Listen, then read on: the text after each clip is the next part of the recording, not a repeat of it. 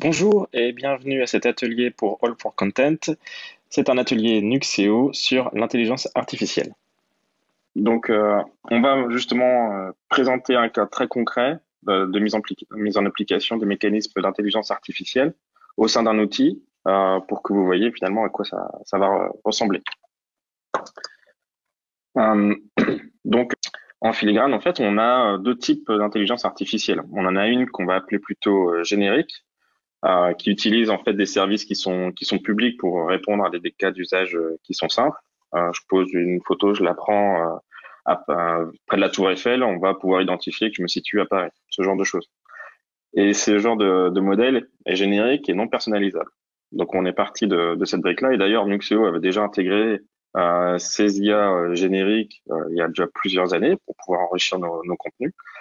Mais là, depuis 3 ans maintenant, on a investi énormément sur une IA qui est personnalisée, qu'on va appeler business spécifique, et qui permet de vous délivrer du contenu intelligent en enrichissant en fait vos documents, vos images, vos fichiers PDF, vos factures, avec des données qui sont propres à votre contexte d'entreprise.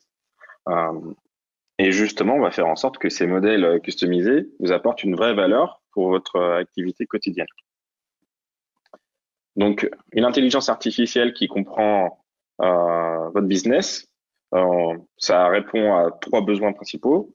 Première chose, déjà, avoir quelque chose qui soit conçu et spécialisé pour vous.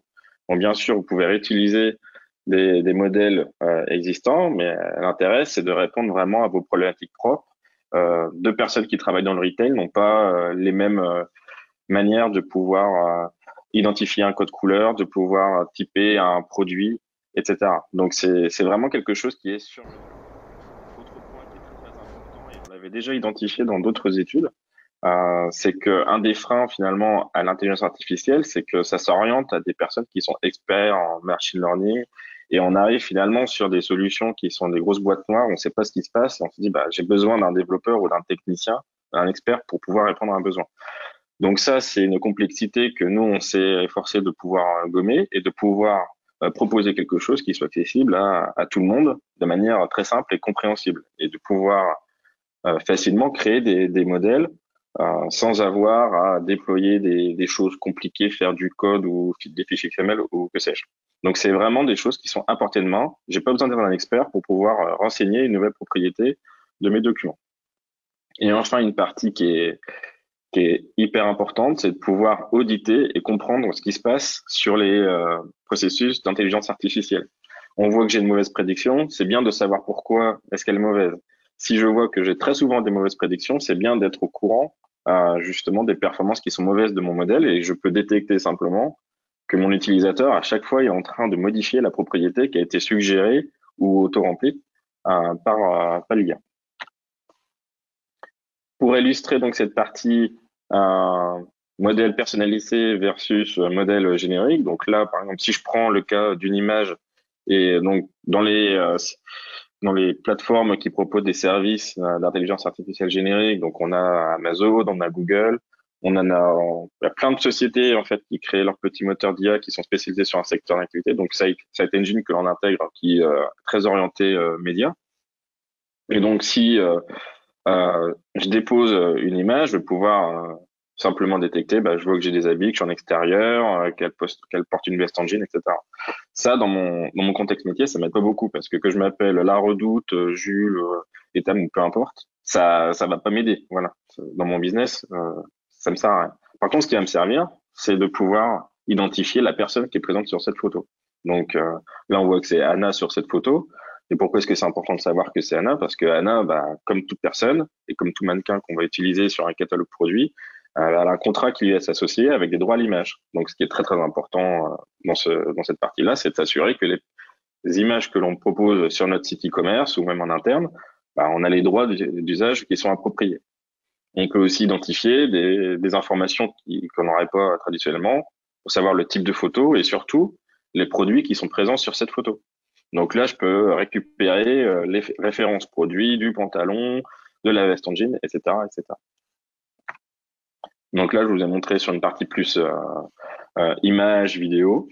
Et si on va sur du fichier texte classique, Donc là, je dépose un document de fiche texte, je vois que si j'utilise des modèles génériques, je vois que c'est un document papier, que ça ressemble à un formulaire. Oui, sauf que moi, dans mon contexte, ça, c'est pas intéressant. Moi, je veux identifier que c'est un report de location de type A15. Voilà, parce que je l'ai identifié, parce que j'ai fait de l'OCR, parce que j'ai fait des croisements de données. Je sais qui est le responsable, le département responsable pour pouvoir traiter cette demande ou traiter ce contrat. Donc ça peut se faire de manière automatique. Ça peut déclencher des revues en interne, des tâches de manière automatique. On voit quel est le public, on voit aussi les conclusions de ce rapport. Voilà. Sans avoir à lire tout le rapport, on voit que l'intelligence artificielle peut nous dire, bah, on a besoin de plus d'investigation. Et ça peut aider derrière, en fait, même pour réaliser des tâches. Si c'est une tâche de validation ou de rejet, on peut avoir l'IA qui va nous aider justement à faire une bonne décision.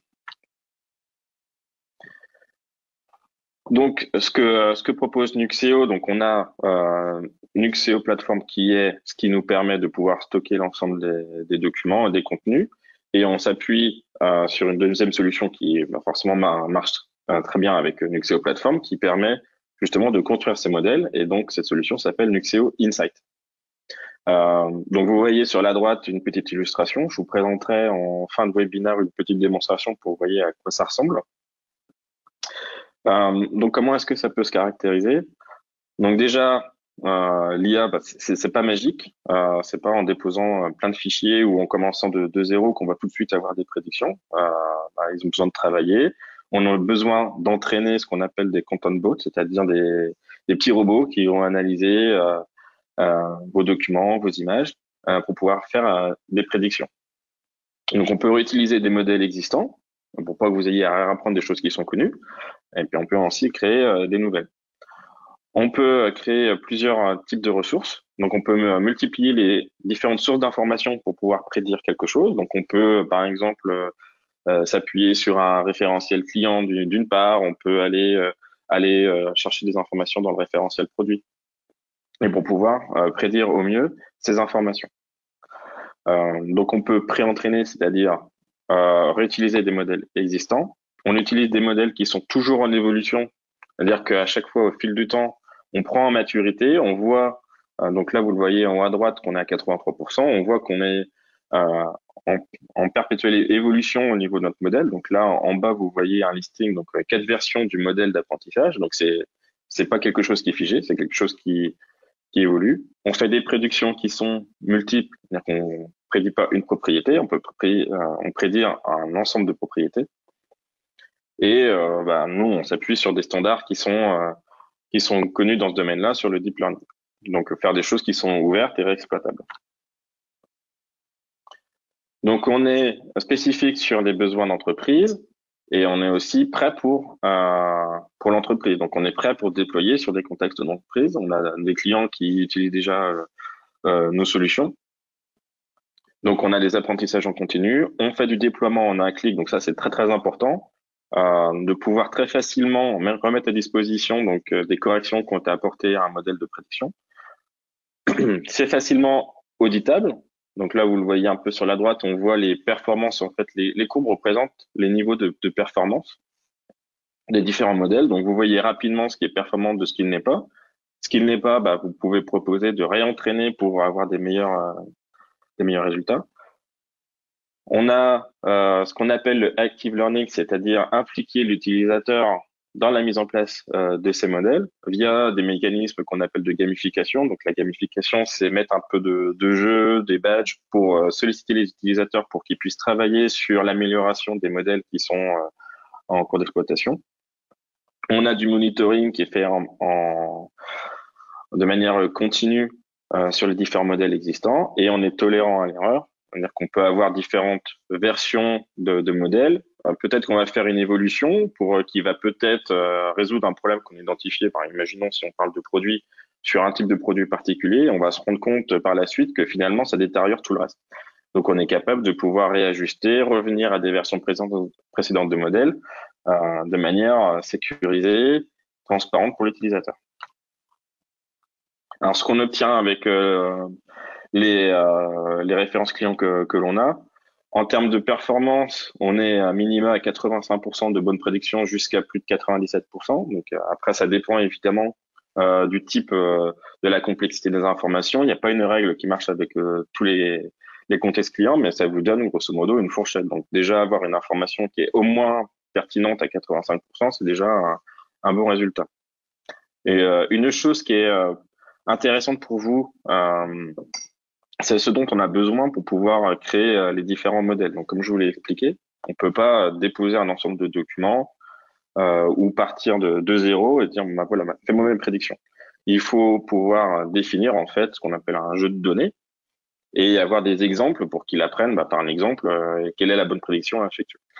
Donc, en gros, en moyenne, il faut 50 exemples pour que l'IA apprenne correctement pour une catégorie particulière. Donc, 50 exemples, ça veut dire que vous allez prendre une photo d'un produit, vous prendrez 50 photos de ce même produit, et après, normalement, au 51e, il est capable de récupérer cette information de produit sur un ensemble de photos. Et on voit qu'on est assez agile, qu'avec seulement 10% des contenus à noter, on obtient 85% de performance. Donc, c'est un ratio qui est quand même assez intéressant. Donc, Nuxeo Insight, ça existe maintenant depuis 2 ans. Nos clients l'utilisent. Là, on va avoir la nouvelle version de Nuxeo qui va aussi encore plus s'intégrer beaucoup plus fortement avec Nuxeo Insight. Et donc, c'est quelque chose qui est fondamental en fait au niveau de notre R&D. Et donc là, on est sur une partie euh, très intéressante qui est l'active learning, c'est-à-dire mettre l'utilisateur dans le jeu et de pouvoir nous aider à construire ces différents modèles. Donc on l'a appelé c'est human in the loop, c'est-à-dire mettre la personne dans la boucle d'apprentissage avec des mécanismes de gamification. Donc je vais vous présenter une petite vidéo que j'ai enregistrée avant ce webinaire. Voilà. Donc là, ce que vous voyez, c'est un Nuxeo standard avec une liste de produits sur la gauche. Et vous voyez un ensemble de propriétés qui sont présentes. Là, donc voilà, par exemple sur cet article, on voit que c'est des shorts, que c'est pour un usage formal chic, etc. Donc, ce qui est intéressant de voir, c'est comment est-ce que depuis cette partie-là, où je dépose mes documents, je suis capable de entraîner mon modèle. Donc, je vais aller un petit peu rapidement. Donc, dans votre interface Nuxeo où sont stockés l'ensemble de vos contenus, vous avez accès à la console de configuration, de création de vos modèles d'apprentissage. Donc là, on arrive sur la partie qu'on appelle Nuxeo Insight, où là, vous voyez vos différents modèles. Et donc là, je suis allé sur un modèle particulier, sur un type de document particulier, avec des informations et des propriétés que je veux pouvoir prédire. Donc là, vous voyez là sur mon modèle, j'obtiens 94,95% de performance, qui est assez bien. Et donc là, je vais pouvoir déclencher donc ce qu'on a appelé via ce bouton nouvelle mission. Donc ça, c'est pour pouvoir solliciter un utilisateur pour qu'il puisse lui aussi valider et rejeter des prédictions qui sont effectuées.